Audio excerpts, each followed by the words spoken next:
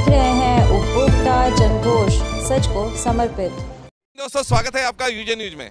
तो दोस्तों, जैसा कि आप देख रहे हैं, हम अलग अलग समय पर अलग अलग विधानसभा के समीकरण और उनके बारे में आपको जानकारी दे रहे हैं।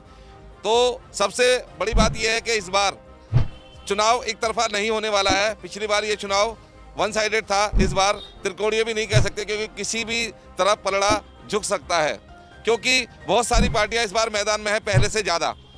और उसी पार्टी में एक नाम है MIM का, AIMIM, पूरा नाम ले देता हूं ताकि आप कंफ्यूज ना रहें, जो कि असदुद्दीन अवैसी की पार्टी है। और असदुद्दीन अवैसी की आपने देखा होगा, पिछले दिनों हमने जब बारिश पड़ रही थी किस तरह लोगों की भीड़ उनको सुनने के लिए खड़ी थी, हमने वो भी आपको दिखाया था। तो माहौल ये है कि क्या ओवैसी अपना खेल सुधारेंगे या बिगाड़ेंगे, ये आने वाला समय बताएगा। फिलहाल हमारे साथ हैं उनके प्रत्याशी। जी, नाम क्या आपका? पंडित मनमोहन झा गामा। मनमोहन झा। तो पंडित जी, एक बात बताइए, क्या लग रहा है आपको 2022 साहिबाबाद सीट, जो कि बीजेपी का गढ़ मानी जाती है और बीजेपी का यहाँ पर सबसे ज़्यादा कोर वोटर है, ऐसे में आप कैसे उनको टक्कर दे पाएंगे? देखिए, कोई टक्करे नहीं है, हकीकत तो ये है। जब जैसे ही ओवैसी साहब ना घोषणा किए ना कि भैया गामा बिहारी, तो राज तिलक की करो तैयारी, राज तिलक की करो तैयारी, आ गया है ओवैसी का सिपाही गामा बिहारी। ये सुनते ही सब घबरा चुके हैं। हम नाम नहीं लेंगे, कहे कि वो सब लोग लुटेरा है, सब विधायक बन बन के यहाँ के जनता को ठगा है। लेकिन ओवैसी साहब का सिपाही सच्चा है और ओवैसी साहब सच्चों का साथ देते हैं, गरीब, मजदूर, शोषित, वंचितों की हक की लड़ाई लड़ते हैं। और उसी का नेतृत्व करने के लिए साहिबाबाद विधानसभा में मुझ अदना से गरीब कार्यकर्ता को चुना है। और मैं समझता हूँ कि साहिबाबाद विधानसभा का जो विधायक बनता है, वो विधायक साहिबाबाद के गरीब लोगों के हाथों से बनता है। लेकिन वो विधायक बनने के बाद अगर जुल्म करता है सबसे ज़्यादा किसी पे, तो हम गरीबों पे ही जुल्म करता है। तो इस बार साहिबाबाद की जनता ने निर्णय लिया है कि वो अपने बीच का गरीब भाई चुनेगा, ताकि उसके पास जाने में उसे गनर न मिले, उसके पास जाने से पहले उसे डर न लगे, और वो जब चाहे जहाँ चाहे अपने सेवक को पकड़ के ले आए। देश की सबसे बड़ी विधानसभा, देश की सबसे बड़ी विधानसभा साहिबाबाद विधानसभा, शायद आपको ज्ञात हो या पता हो। तो यहाँ पर करीब 8 लाख से ज़्यादा, 10,24,000, चलिए नया आंकड़ा आपने मुझे दिया, धन्यवाद। तो 10 लाख की एक विधानसभा है, जो कि अपने आप में बहुत बड़ी विधानसभा है, जहाँ पर मुस्लिम वोट 2.25 लाख के करीब। इसमें भी हो सकता है कि मेरा आंकड़ा गलत हो,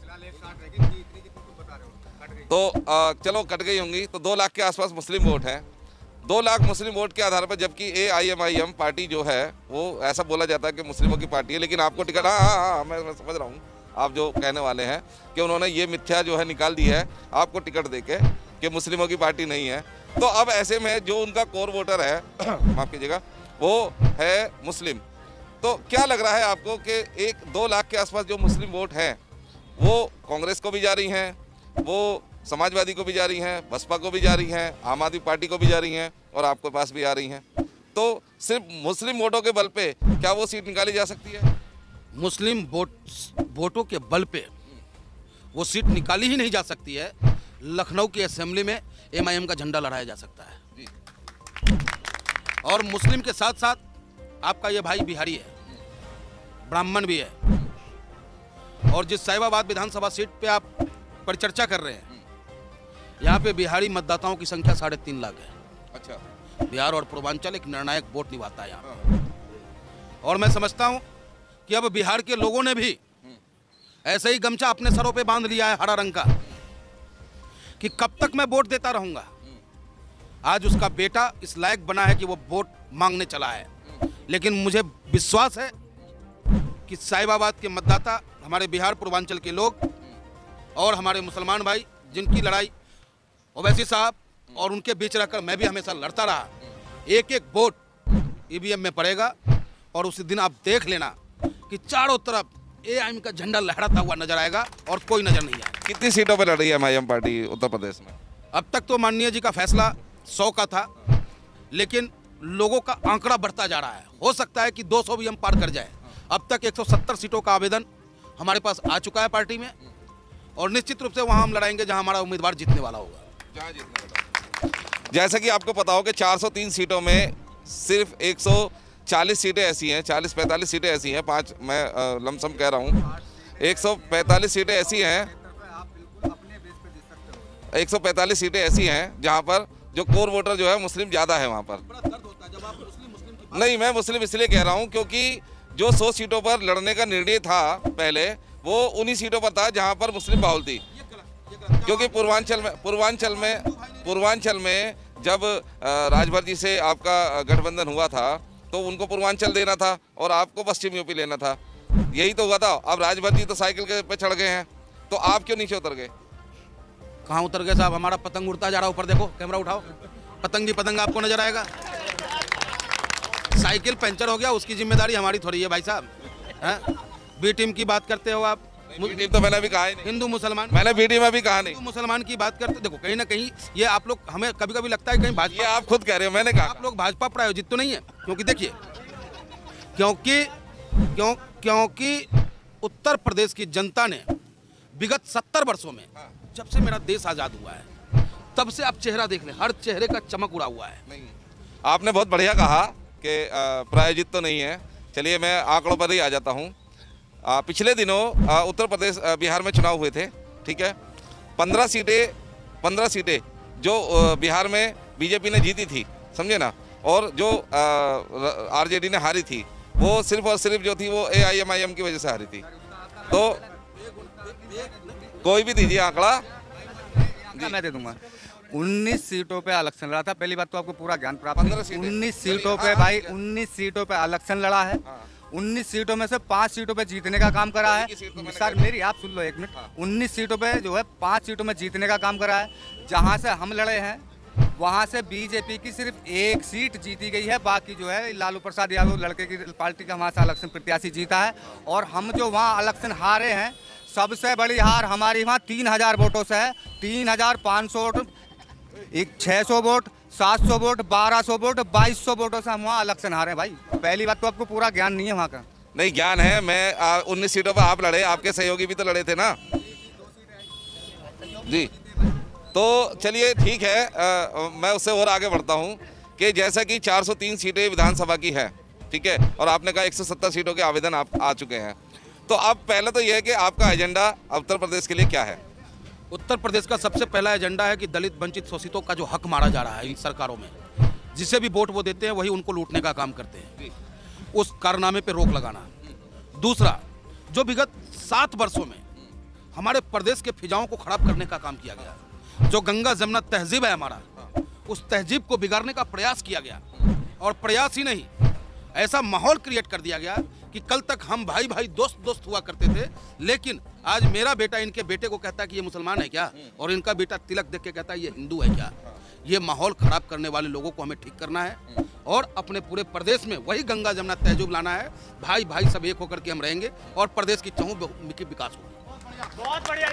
विकास में आपके पास क्या क्या एजेंडे हैं विकास को लेकर? रोजगार नहीं है। जिस हाथों में रोजगार नहीं, वहाँ स्वतः ही जो है अपराध की ओर रास्ता भटकता है। जिस हाथ में कलम नहीं, वो सरकार से अपने अधिकार की मांग नहीं कर सकता।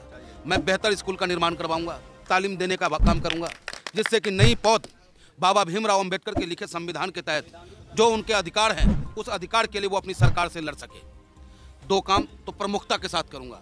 तीसरा, प्रदेश की फिजाओं को एकदम भाई बहन का फिजा बनाने का काम करेंगे।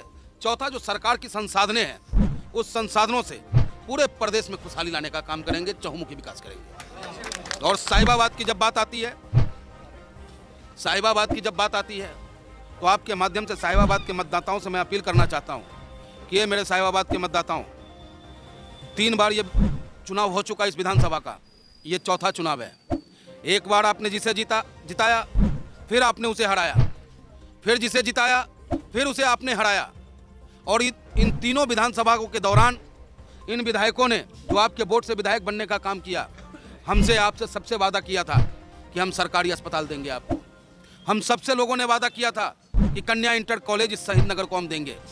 लेकिन इन तीनों के तीनों ने हम मतदाताओं को ठगने का काम किया। लेकिन मैं विश्वास दिलाता हूं कि अगर आपने हमें ताकत दी तो सबसे पहला काम होगा साहिबाबाद में सरकारी अस्पताल को लाना।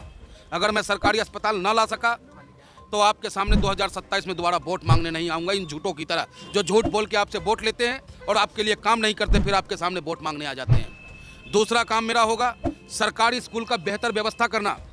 तीसरा काम होगा सैनिक स्कूल का निर्माण कराना। चौथा काम, लॉकडाउन में वैश्विक महामारी में पूरे देश, पूरे साहिबाबाद के अभिभावक और गाजियाबाद के अभिभावक जिनके बच्चे स्कूल में पढ़ते हैं, प्राइवेट स्कूल के मालिकों ने उनके खून को चूसने का काम किया है। लेकिन ये सरकार एक बार भी अभिभावक के हक में कोई निर्णय नहीं ले पाया। मैं विश्वास दिलाता हूं आपके माध्यम से, जिनके भी बच्चे स्कूल में पढ़ते हैं, मैं उन प्राइवेट स्कूल के स्वामियों का जो लूटने का जो व्यवस्था उन्होंने बना रखा है, सबसे पहले मैं उनके लूटने की इस व्यवस्था को तोड़ने का काम करूंगा और शिक्षा आसान कर दूंगा। तो देखिए, इन्होंने बहुत ही बेबाकी से अपनी बातें रखी हैं और बातें कही भी हैं। और जैसा कि आपको पता हो कि हैदराबाद में जो उनका गढ़ कहलाता है, वहाँ पर शिक्षा व्यवस्था कैसी है वो लोग जाकर भी देख सकते हैं। ऐसा मैं नहीं कह रहा, ऐसा इससे पहले भी कई बार इंटरव्यू लिए हैं MIM के कैंडिडेटों के, तो उन्होंने बताया है। और सही बात है, शिक्षा में हमारा जो प्रदेश है वो कहीं ना कहीं पिछले 2 साल से काफ़ी पिछड़ गया है। तो माहौल को देखते हुए ऐसा लग रहा है कि MIM किसी को भी सस्ते में नहीं छोड़ने वाली, कांटे की टक्कर तो रहेगी। जीत किसके पाले में जाती है ये तो समय बताएगा। तो देखिए नारे लगने शुरू हो गए हैं और कहीं ना कहीं आने वाली 10 फरवरी को, क्योंकि पहले फेज का चुनाव 10 फरवरी को होना है, तो 10 फरवरी को पता पड़ जाएगा और गिनती 10 मार्च को होनी है। तो ये पता पड़ जाएगा कि किसके खाते में सीट जा रही है। तो दोस्तों, ऐसी ही खबरों के लिए आप हमारे साथ बने रहिए। खबर अच्छी लगी तो लाइक और शेयर जरूर करें और नई जानकारी के लिए चैनल को सब्सक्राइब